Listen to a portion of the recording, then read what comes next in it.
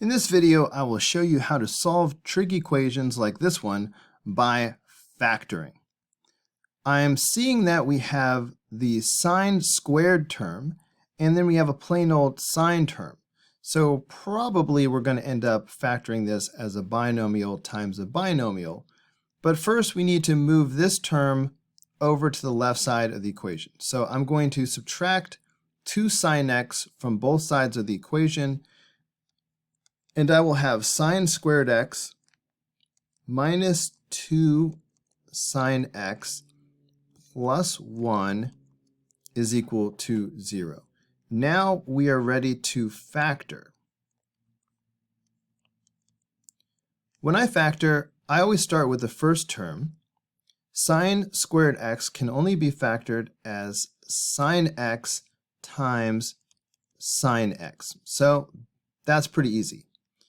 Next, I look at the third term, 1.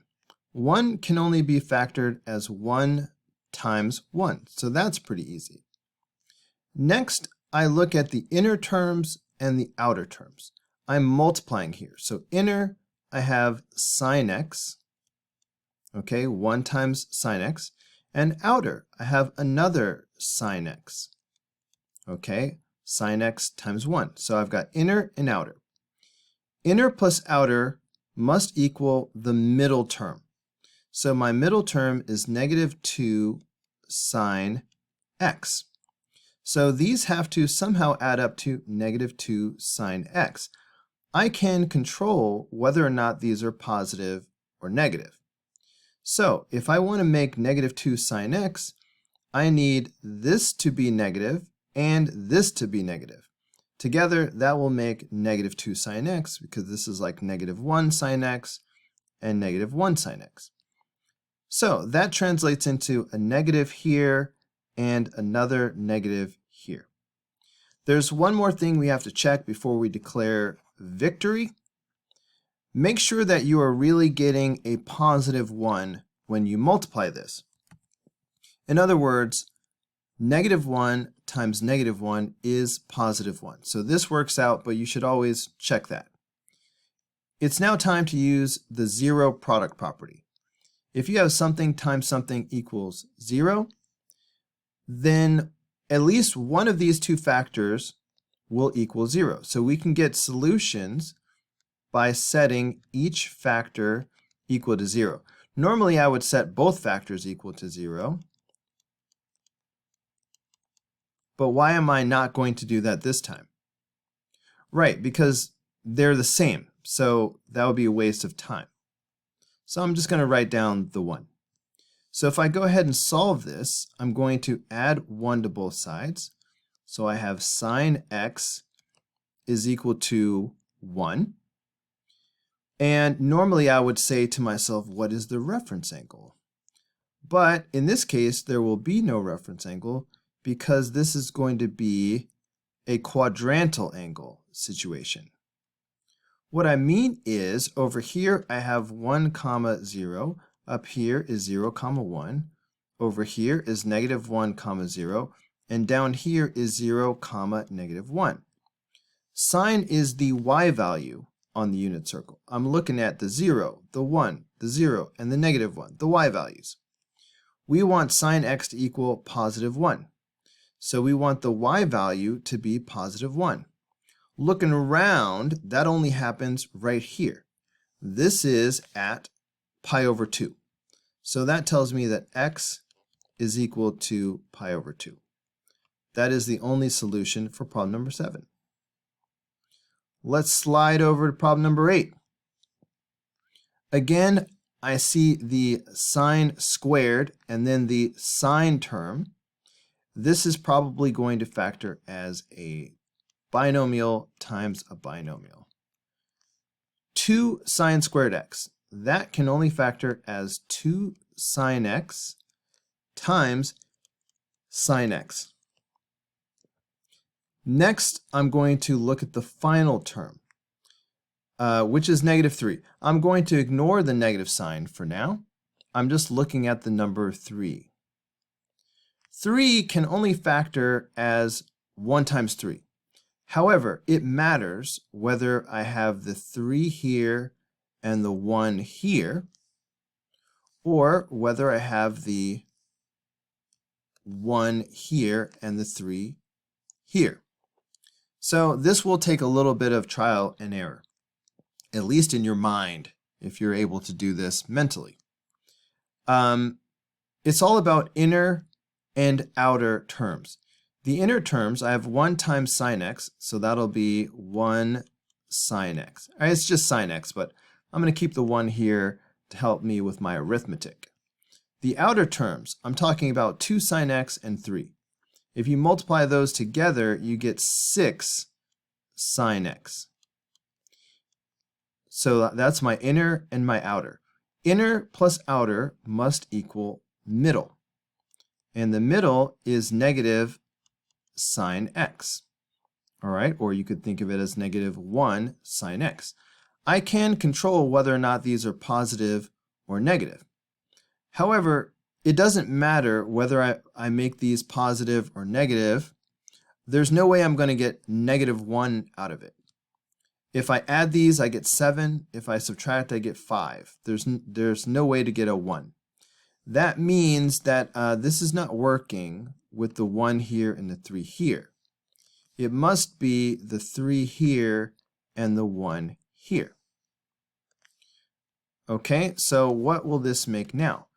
Inner, I now have 3 sine x, all right? 3 times sine x. Outer, I now have 2 sine x. 2 sine x times 1.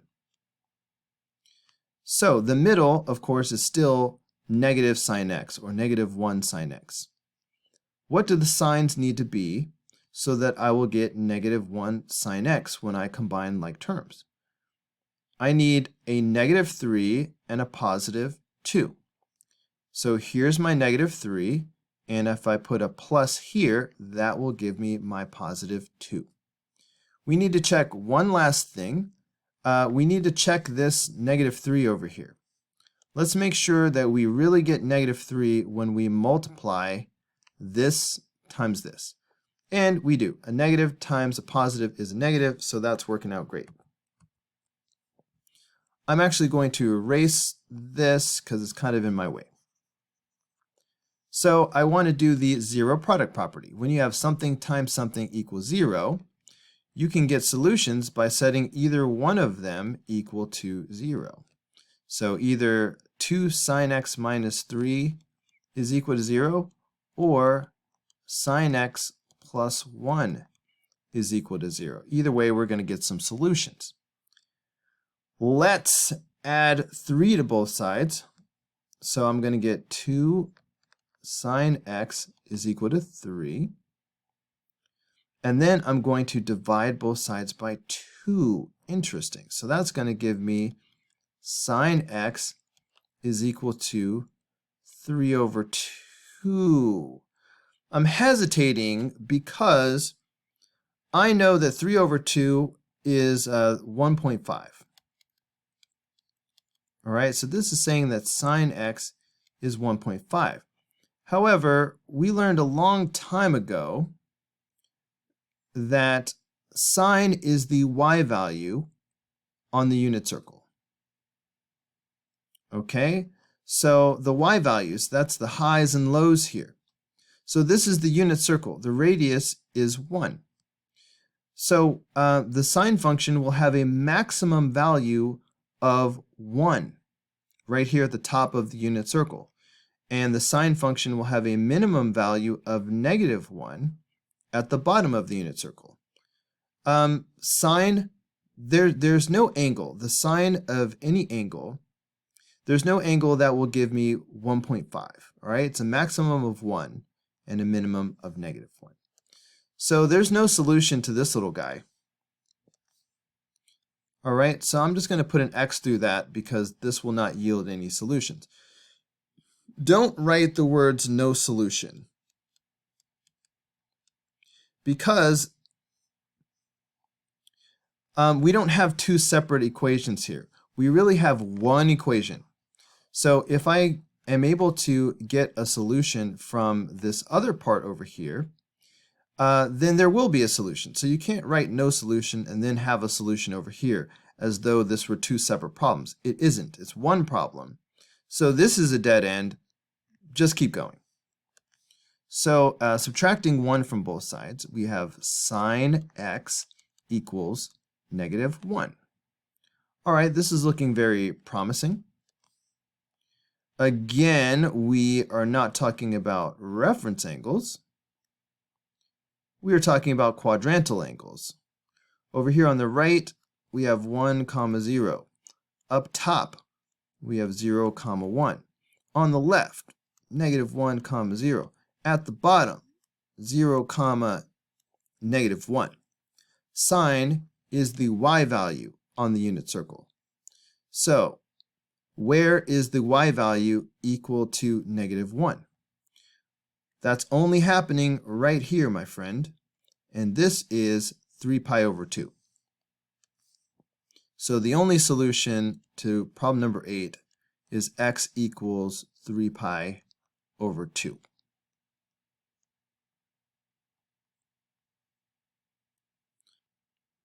Number 9 looks very strange because I have cotangent and I have cosecant. That's two different trig functions. That's a problem that we need to fix. Well, we might be able to use our Pythagorean identities. So make sure you either have this chart memorized or get yourself to the point where you could generate this chart in about a minute or so. Let's look back and see what we have. Cotangent squared. Where is that on the chart?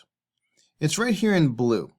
Cotangent squared is equal to cosecant squared minus 1. Maybe we can make that substitution. So instead of cotangent squared, I could put cosecant squared theta minus 1.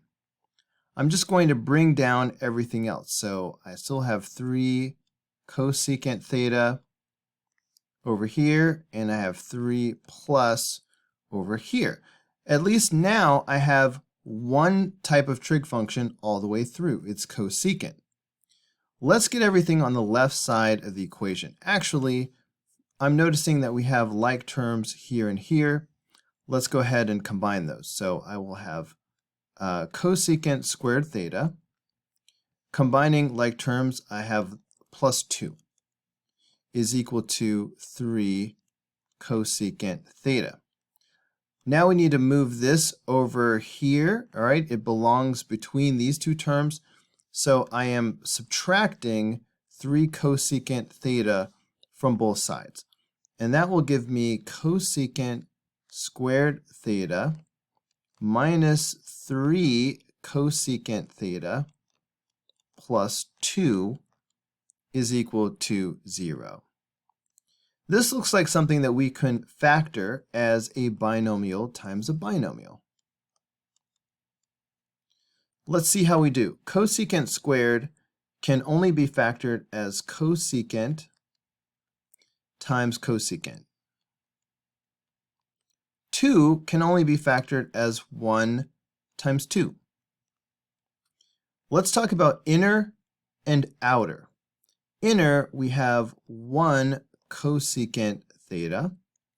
Outer, if I multiply these, I have 2 cosecant theta. Inner plus outer must equal the middle. The middle is this -3 cosecant theta. I can make these positive or negative as I wish. What do the signs need to be so that I will get a -3 cosecant theta when I combine like terms? Well, both of these would have to be negative to make a -3. That means both of these would have to be negative. We need to check one last thing. Let's make sure that we are getting a positive 2 when we multiply these constants. -1 times -2 is in fact positive 2 because a negative times a negative is a positive. So this is great. We have now factored. Using the zero product property, we can find solutions by setting each factor equal to 0. So either cosecant theta minus 1 will equal 0, or cosecant theta minus 2 will equal 0. Either one of these will give us solutions. Let's solve the one on the left by adding 1 to both sides. So cosecant theta is equal to 1. We are far more familiar with the reciprocal of cosecant. So let's take the reciprocal of both sides of the equation, and the reciprocal of cosecant is sine, and the reciprocal of 1 is still 1. So we get sine theta is equal to 1. Normally, I would now ask, what's the reference angle going to be? However, this is a quadrantal angle type situation, where we think about the fact that over here we have 1, 0, up here is 0, 1, over here is -1, 0, and down here is 0, -1. So, the sine of what angle is equal to 1? Remember that sine is the y value on the unit circle. So I only see one y value that has a value of 1, and that's right up here at the very top. That's pi over 2. So that gives us theta is equal to pi over 2. So we have that solution. Now let's look at the right-hand mini equation. Adding 2 to both sides, we get cosecant theta is equal to 2. Now let's take the reciprocal of both sides, so we can get sine theta. The reciprocal of 2 is 1/2. So now I will ask, what is the reference angle in this case? So hopefully you were thinking that the reference angle is going to be pi over 6. And that's because of this chart that you have memorized. The sine of pi over 6 is 1/2.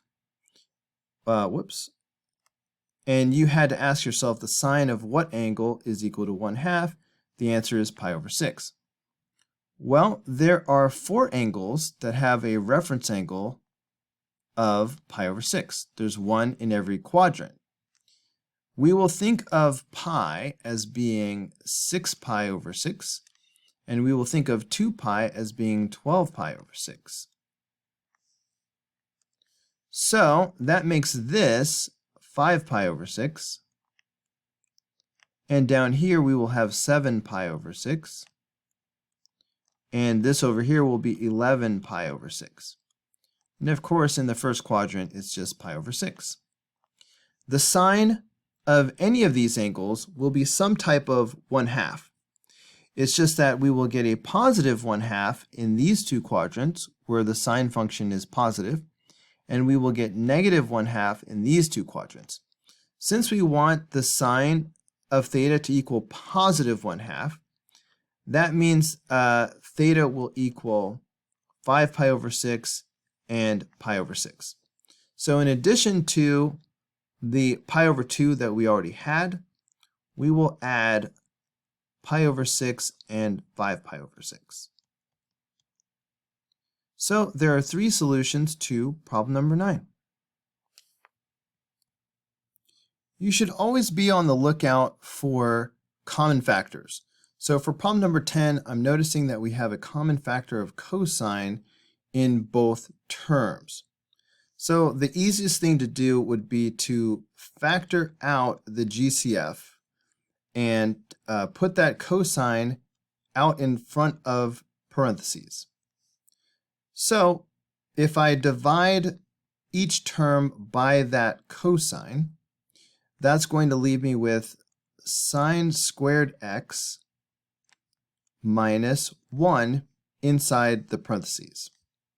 So now I can use the zero product property and set each factor equal to 0 to find my solutions. So either cosine x will equal 0, or this sine squared x minus 1 will equal 0. Let's start with cosine x equals 0. Where will that happen?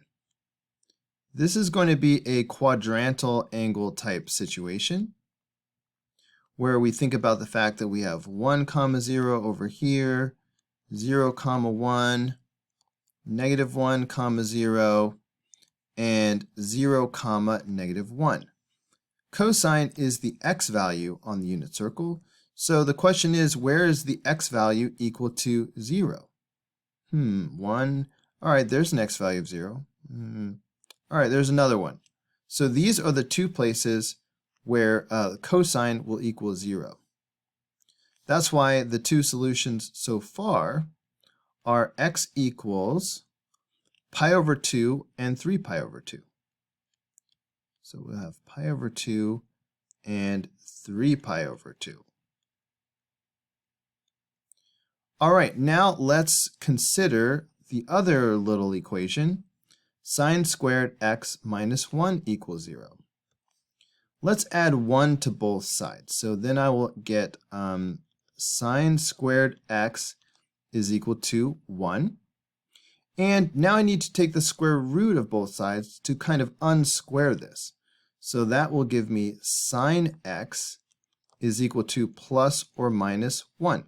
The square root of 1 is 1, but don't forget when you take the square root of both sides, the solution will be positive or negative. That's important because that will give us more solutions.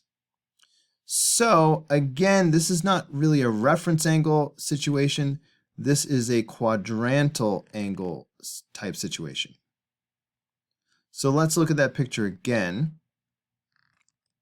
where over here we have 1 comma 0, 0 comma 1, whoops, negative 1 comma 0, and 0 comma negative 1.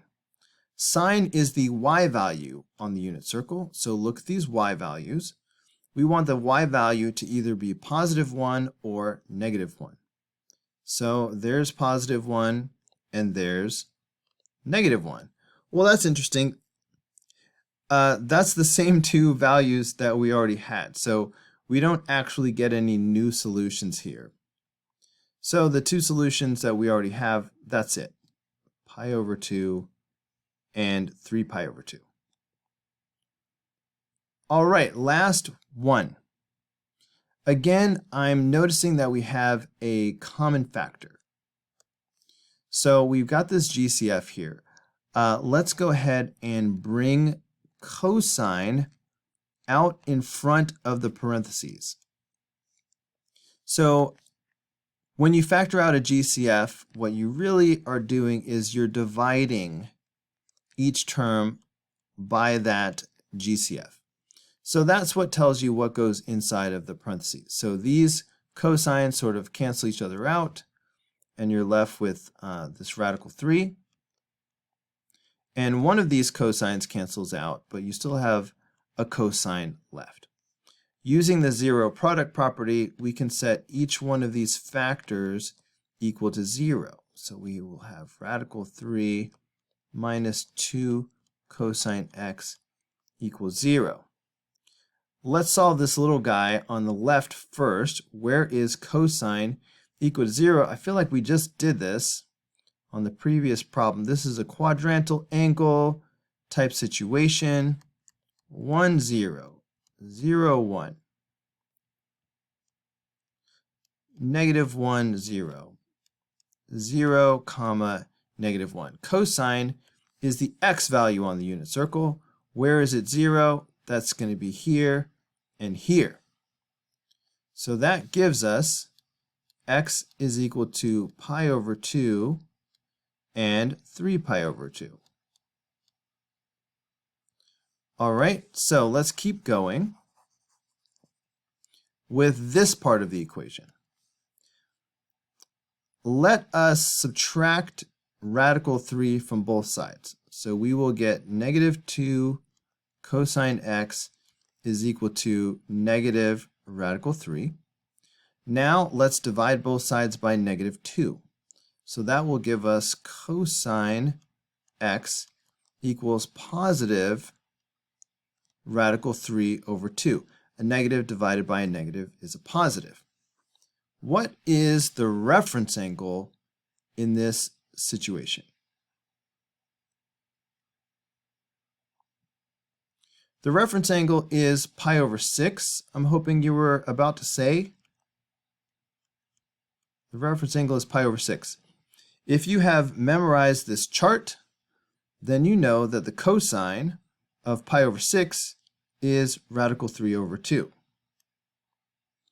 All right, so the cosine of what angle is equal to radical 3 over 2? Pi over 6. That's how you know what the reference angle is. There are actually 4 angles that have a reference angle of pi over 6. There's one in every quadrant. I will think of pi as 6 pi over 6. And I will think of 2 pi as 12 pi over 6. That makes this angle right here 5 pi over 6. And this angle down here is 7 pi over 6. And this is 11 pi over 6. And this is just plain old pi over 6. The cosine of any one of these 4 angles will be some type of radical 3 over 2. It's just that we will get a positive radical 3 over 2 in these 2 quadrants, where cosine is positive, and we will get a negative radical 3 over 2 in these 2 quadrants where cosine is negative. For this problem, we want cosine x to equal positive radical 3 over 2. That's why, in addition to the solutions that we already found, we will add pi over 6 and 11 pi over 6. So there are 4 answers to problem number 11.